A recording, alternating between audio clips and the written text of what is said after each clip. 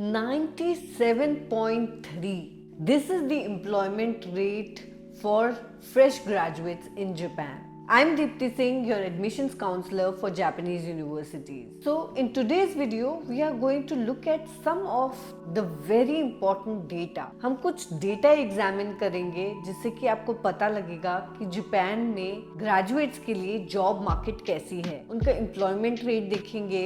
We will also look at the number of graduates. I'm talking particularly about international students.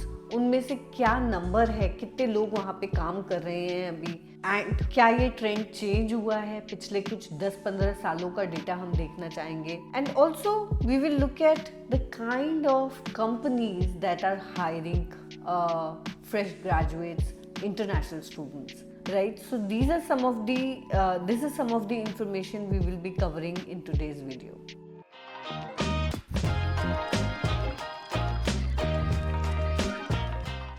So first up, मैं एक ये graph आपसे share करना चाहती हूँ. This graph is basically to denote the employment rate for fresh graduate international students. Right, so ये जो data है आप स्क्रीन पे देख सकते हैं. This is from 2013 to 2023. तो ये 10 साल का डेटा है. आप यहाँ पर देखिए 2013 में जो ये एम्प्लॉयमेंट रेट है for international students, it was about 93.9%, which is 94%, which as it is definitely very high. But अब आप अगर इस डेटा को देखेंगे, for the past 10 years it has been constantly rising. ये COVID years हैं, so obviously there was a dip because of that. But now the latest figures tell us that in 2023 this rate is 97.3%. So अगर आप Japanese university से graduate करते हैं, your chances of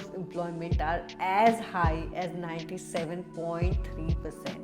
ये जो थोड़ा बहुत जो गैप है, आई एम श्योर इसके बहुत सारे रीजंस हो सकते हैं. We can assume that these students probably did not want to find a job in Japan. हो सकता है इनके कुछ और प्लान्स रहे होंगे to study further. It could be to maybe work in their home country. It could be anything. Right, so now look at this data. I mean अगर आप इस डेटा को किसी भी और कंट्री से कंपेयर करते हैं, आई एम श्योर ये जो ट्रेंड है ये रिवर्स है. बाकी जगह पे अभी unemployment is on a rise and specially fresh graduates के लिए जॉब मिलना काफ़ी मुश्किल है काफ़ी सारी कंट्रीज में अभी करंट सिनेरियो की अगर हम बात करें. Second data is the number of graduates who have found job in Japan.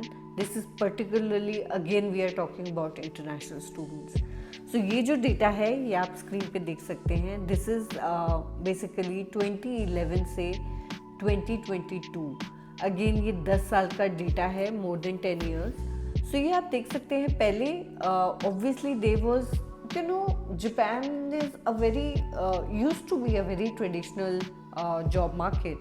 और वहाँ पे इंटरनेशनल स्टूडेंट्स के लिए उतनी अपॉर्चुनिटीज़ पहले नहीं होती थी, लेकिन things have changed a lot now. So in this data also you can see कि 2011 में ये जो नंबर था इंटरनेशनल स्टूडेंट्स का who found employment in Japan was about 8,586.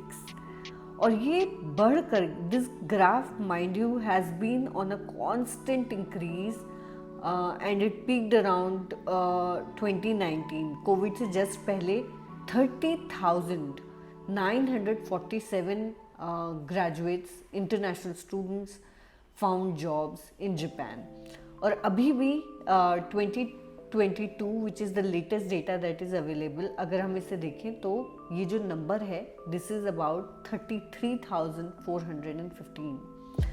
So this is absolutely great news for students who want to study in Japan and find employment there. Next data that I want to share is basically what kind of companies are hiring graduates.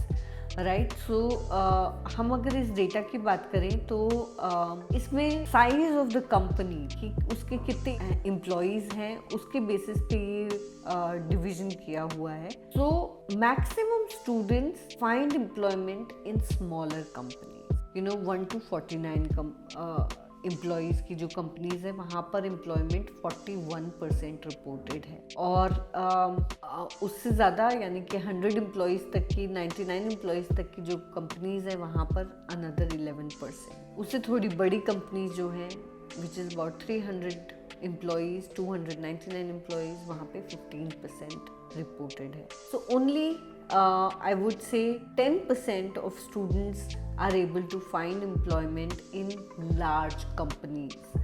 10% is the figure. But that really doesn't change anything. I think as far as employment is concerned, even smaller companies Japan में बहुत अच्छी salaries provide करती हैं। हम कुछ job के जो features हैं वो हमने पहले भी इन वीडियोस में डिस्कस किए हैं कि जापान में सैलरीज जो होती है फ्रेश ग्रेजुएट्स के लिए वो सिमिलर होती हैं, चाहे वो बड़ी से बड़ी कंपनी हो चाहे छोटी कंपनी हो। एंड जितने भी पर्क्स होते हैं जैसे कि हाउसिंग अलाउंस, बोनसेस, ये सारे सिमिलर रहते हैं, चाहे वो कंपनी कितनी भी छोटी या कितनी भी बड़ी क्यों ना हो। We will be discussing more about the salaries and the other perks and bonuses in our upcoming videos. So stay tuned for more information, and I hope you found this information helpful. So for more such information, please subscribe the channel and like the video.